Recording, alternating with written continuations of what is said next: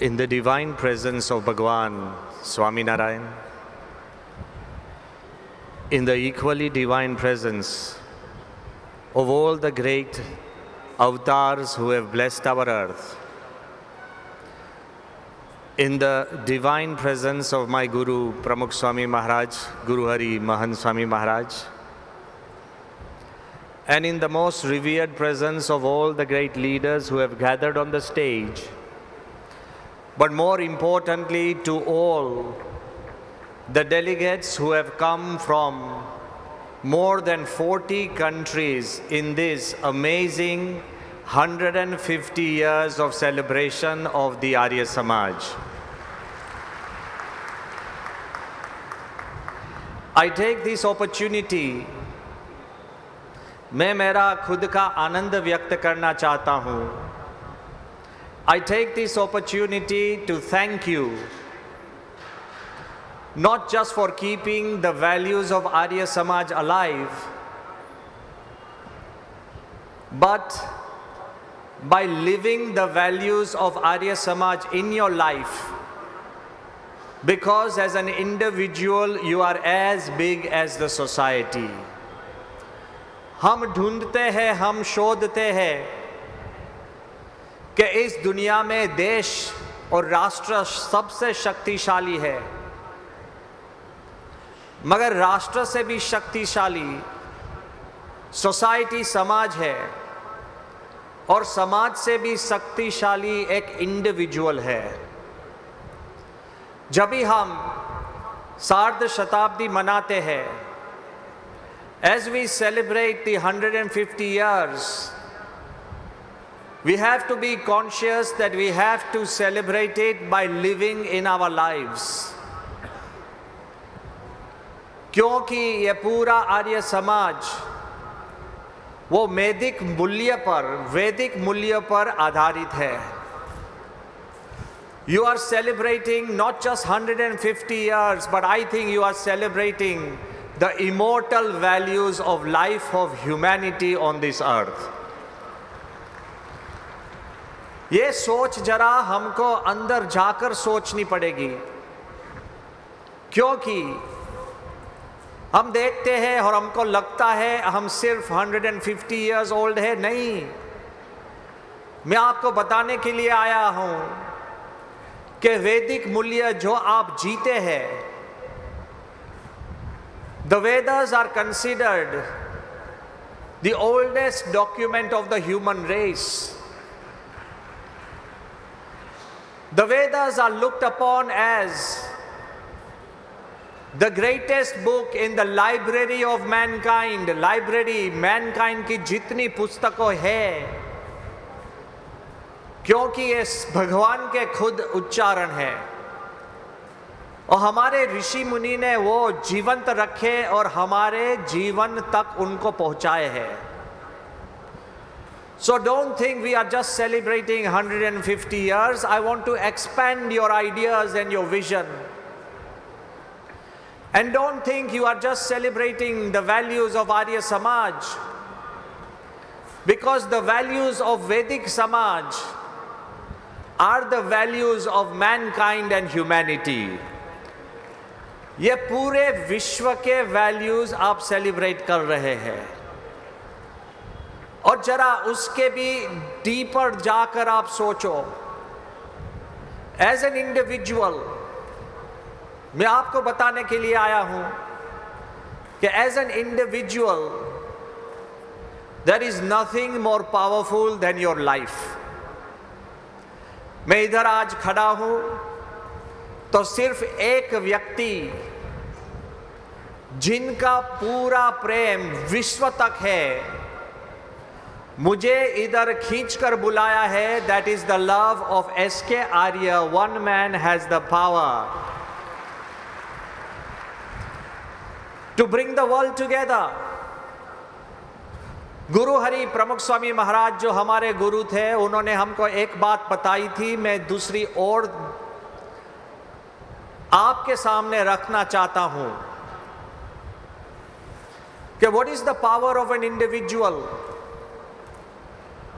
आप कभी भी आपको खुद को छोटे मत मानना. यदि आपके जीवन में वेद है तो आप वैश्विक हो।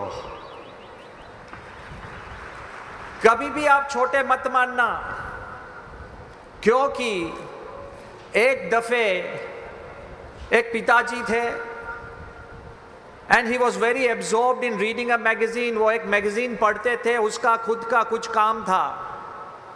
उनका छोटा बालक था, वो बड़ा शरारती था, मिस्चीवस था, परेशान उनको बार बार करता था, पिताजी ये दो ये दो ये दो, अटेंशन सीकिंग करता था। पिताजी अपने काम में मशगूल थे, तो उन्होंने सोचा कि ये बालक मुझे कंटिन्यूअसली परेशान करता है, तो उसको कुछ काम में लगा दूँ और मैं मेरे ठीक से मेरा काम करूँ।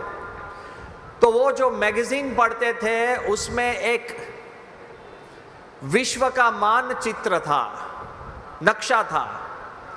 तो उन्होंने उसमें से फाड़ कर अपने बालक को दिया, उनको बताया कि मैं आपको 2 मिनट देता हूं, ये विश्व का मानचित्र नक्शा आप मेमोराइज कर दो और फिर मैं आपको कुछ काम दूंगा।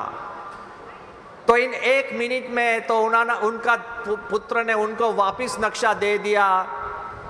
पिताजी ने वो नक्शा, वो मानचित्र को छोटे छोटे करीब 30 भाग में कट कर दिया और फिर ये सब भाग वो अपने पुत्र को दिया। उन्होंने बताया कि अभी मेरे पास जब तक ये पूरा नक्शा एक ना हो तब तक मेरे पास आना मत।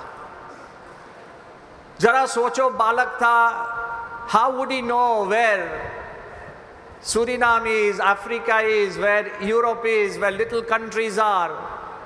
So पिता भी अपने किताब में लग गए, मैगजीन में काम में लग गए। सिर्फ 5 मिनट में जो पुत्र पूरा नक्शा ठीक करके आ गया, उन्होंने बताया कि पिताजी मेरा काम पूरा हो गया, अभी आप मुझे अटेंशन दो। पिताजी सोचने लगे, उन्होंने सोचा कि ये बालक ने, how did he manage to do this whole map in just less than 5 minutes? So he asked him that how did you fix it? The map was completely fixed. तभी पुत्र ने बताया कि पिताजी वो सहेला था, क्योंकि आपने मुझे जो नक्शा दिया था उनकी पीछे मैंने देखा तो एक मनुष्य का चित्र था। मैंने तो सिर्फ मनुष्य परफेक्ट किया तो पूरी दुनिया परफेक्ट हो गई।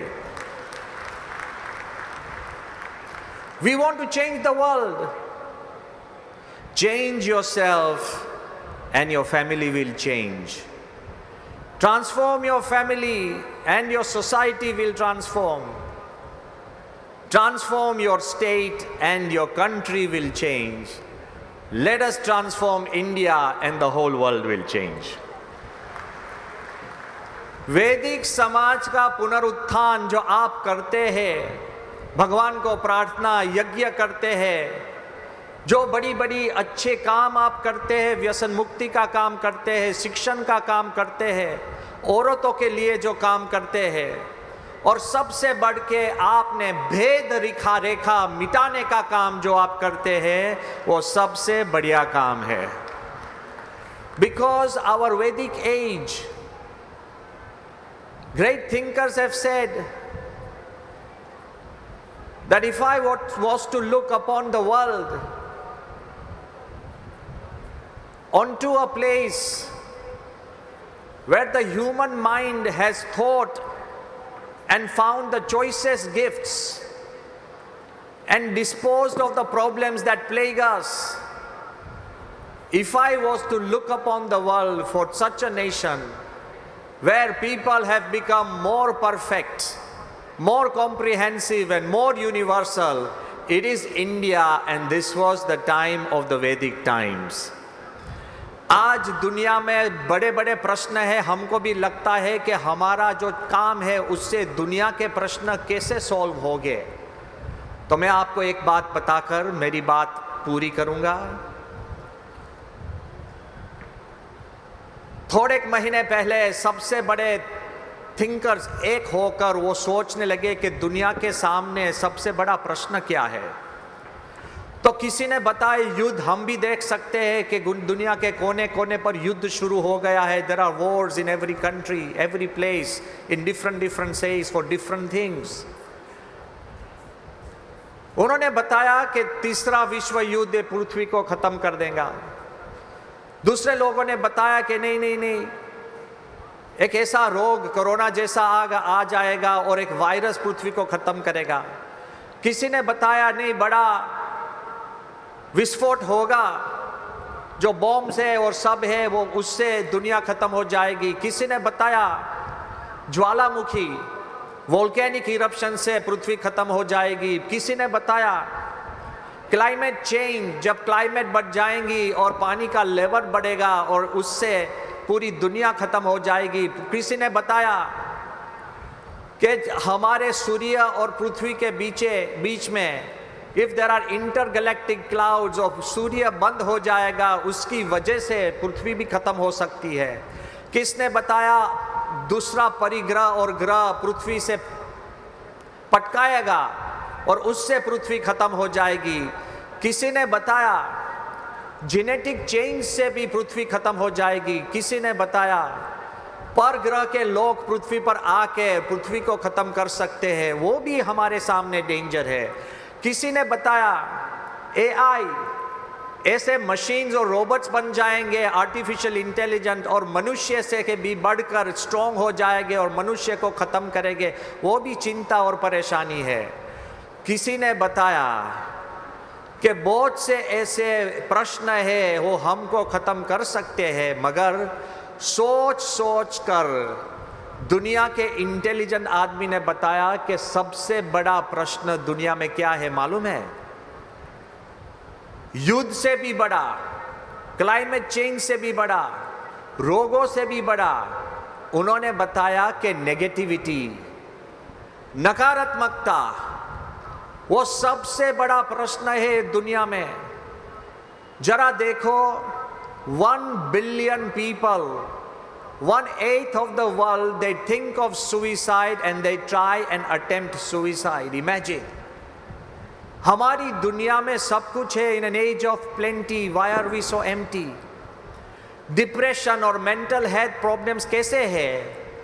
तो एक स्टैटिस्टिक बार आई है, दुनिया में जितने युद्ध से, मर्डर्स और होमिसाइड से, दुनिया में जितने HIV, कैंसर और मलेरिया से लोगों की जान जाती है, उससे बढ़कर भी सुइसाइड से ज्यादा जान जाती है.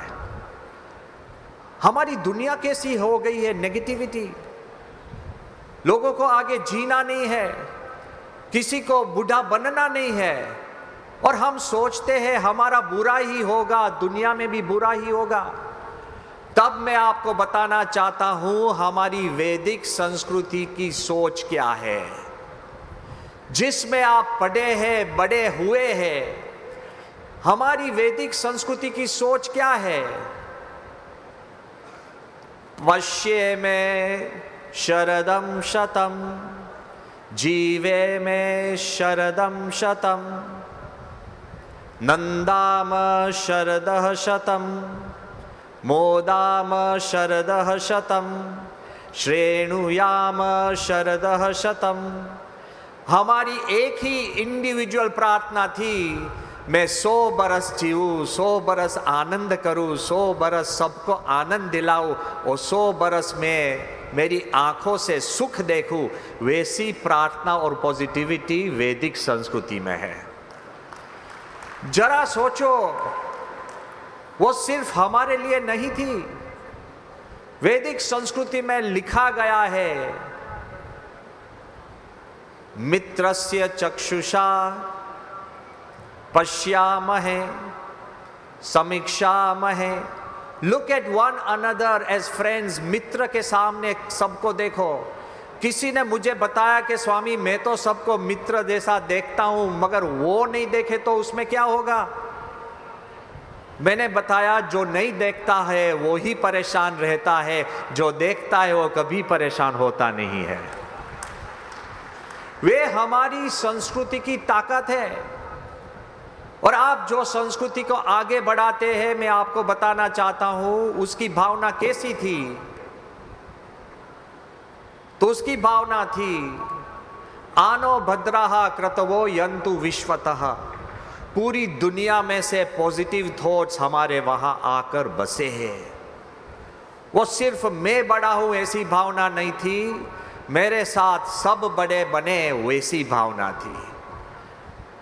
I want to emphasize one fact कि वैदिक संस्कृति एक ही संस्कृति है जिसके पास ये ताकत है।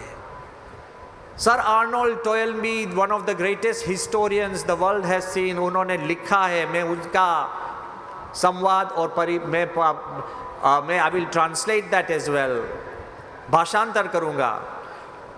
सर आर्नोल्ड टोयनबी ने लिखा है, a chapter that has had a western beginning will need to have an Indian ending। ये पूरी दुनिया वेस्टर्न सिविलाइजेशन है और पूरी दुनिया की सिविलाइजेशन इसका वेस्टर्न बिगिनिंग है। एक दफे ऐसा आएगा जब उनको इंडियन एंडिंग होना चाहिए। और आगे लिखते हैं, at this supremely dangerous moment in history, ये सबसे गंभीर क्षण ये पृथ्वी पर है जब हम आमने सामने आ गए हैं। At this supremely dangerous moment in history, the only way for salvation of mankind is the ancient Hindu way, it is the Vedic way। और आगे बढ़कर उन्होंने लिखा है, because the attitude and the spirit of the Hindu way, जो हमारा attitude है और spirit है वो कैसा है, तो it has the power to unite the entire human race into a single human family। जो हम बताते हैं वैदिक मूल्य है वसुधैव कुटुंबकम, यत्र विश्वस्य भवति एकनीडम, the whole world is nest. So I wanted to say, ऐसा बढ़िया सोच जो हम 100 वर्ष तक सही रीते जिए और दुनिया के शुभ विचार हमारे पास आए और पूरी दुनिया एक दूसरों की नज़दीक आए, ऐसी सोच और विचार के पाए में आर्य समाज का मूल्य है।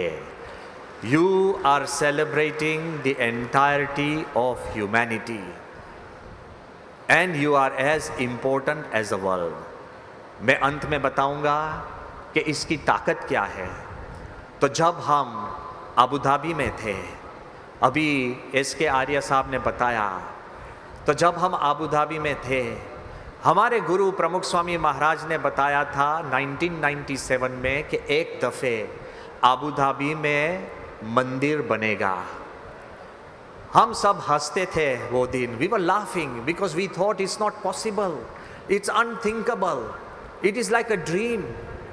फिर भी after 2 decades time changed, climate changed, and we had a strong leader like our beloved Prime Minister Shri Narendra Modi, who took hold of our country. He managed to improve the relationship between countries and leaders.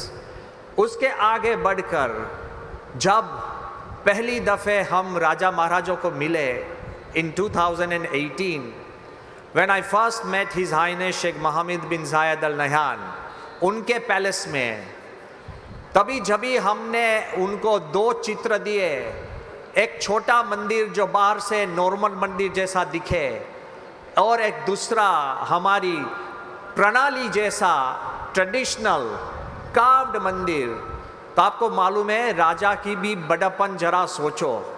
Look at the generosity in his heart. उन्होंने बताया कि if it's a temple it should look like a temple. आपकी संस्कृति छोटी मोटी बिना करके जैसी से वैसी ही बताना। So we began the temple, almost 1000 people. अभी आर्य साहब ने बताया, मैं आप सबको बताना चाहता हूं, nothing is impossible on this earth, nothing is impossible in your life. करीब 1000 लोग ने मुझे बताया था कि स्वामी जी इधर मंदिर शक्य नहीं है। मैंने पूछा क्यों? उन्होंने बताया कि इतिहास बताता है कि इधर शक्य नहीं है। फिर भी मेरे सामने 2 मार्ग थे। मेरे गुरु के एक शब्द जिन्होंने बताया था कि होगा, और बड़े बुद्धिशाली लोगों का 1000 शब्द जिसने मुझे बताया कि नहीं होगा, I chose to listen to a single yes and the mandir has become a reality. In your life, listen to that single yes. You don't need to listen to the no's of the world. और मंदिर जो आप मानते हैं भेद रेखा के पर से उठकर जो हमारा देश बनाना है, तो मंदिर भी कैसा बना? Dr. S. Jaishankar, our beloved Foreign Minister of India, he wrote a message to me that Brahma Vihari Swami, देखो, you are turning fairy tales into reality. This is like a Cinderella story.